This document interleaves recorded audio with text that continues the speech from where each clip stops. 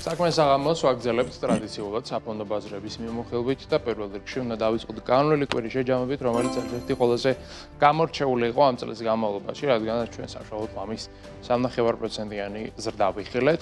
ამ კვირის განმავლობაში გაიზარდა როგორც S&P 500-ის, ასევე NASDAQ-ის შეფასება ახალ რეკორდულ მწვერვალამდე და პრინციპში ეს ტენდენცია უკვე ამ კვირასაც ნარჩუნდება. რიგით მე-6 კვირაა, რაც ამერიკული საფონდო ბირჟა ახალ რეკორდს ამყარებს, როგორც ხედავთ, ახალი მწვერვალები დაპყრობილია, S&P 500-ის შემთხვევაში პლუს 0.34% გვაქვს, Dow Jones-თან პლუს 0.04, NASDAQ-თან პლუს 0.35, ორივე ძირითადი ინდექსი ამჟამად იმყოფება თავის ისტორიულ მაქსიმუმზე. აქვე კომპანიებსაც შეგვიძლია გადავალოთ თვალი.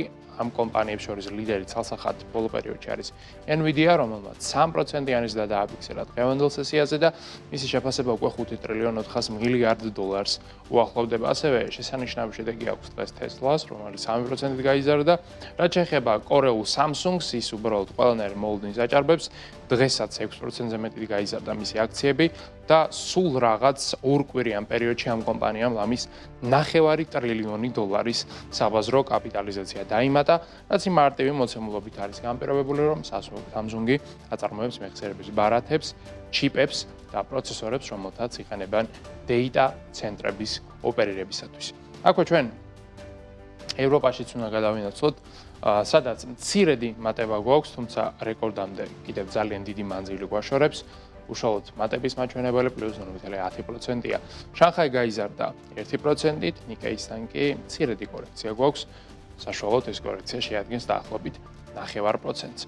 რაც შეეხება ნავთობს, ის არის მკვეთრად გაძვირებული 3.5%-ით, $99 აღწევს WTI-ის ფასი, ბრენტი $105 უახლოვდება. ეს ყველაფერი კი უკავშირდება ჰორმუზის სრუტესთან დაკავშირებულ სიახლეებს. იქ მოგეხსენებათ, რისკები არის მომატებული, ტრამპს არ მოსწონს ირანის შეთავაზება და არც ირანი პრინციპში არ თანხმდება ტრამპის წინადადებას. აი ამ ყველაფრის ფონზე ბუნებრივად გაძვირებული არის გაზის ფასიც, მატების მაჩვენებელი არის საშუალოდ 5.5%. აქვე ოქროსა და ვერცხლებს ვისაუბროთ, მათ საკმაოდ კარგი შედეგები აქვთ. ოქროს შემთხვევაში უნცია მეტალის ფასი არის $4,720, ვერცხლის შემთხვევაში კი დაახლოებით $86. როგორც ხედავთ, ერთ წლიან პერიოდში საკმაოდ კარგი შედეგი აქვს ოქროს პლუს 46%, ვერცხლის პლუს 162.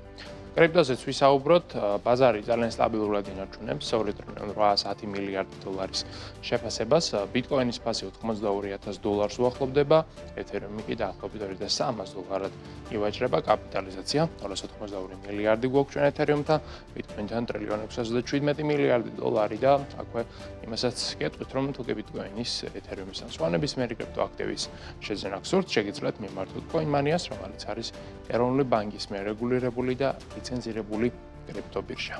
აქვე ჩვენ ტრადიციულად უნდა გადავინაცვლოთ უკვე ლონდონში, სადაც დღეს გვაქვს მცირედი კორექცია, საქართველოს ბანკის აქციების შეფასება არის შემცირებული 1.5%-ით, TBC-სთანაც ასევე არასახარბიელო შედეგი გვაქვს, -1% ფიქსირდება, რაც შეეხება ჩვენს ეროვნულ ვალუტას, მისი გაცვლილი კურსი დოლართან გვაქვს 2.68, ევროსთან გვაქვს დაახლოებით 3.15, ხოლო სტერლინგის კურსი არის 3.64.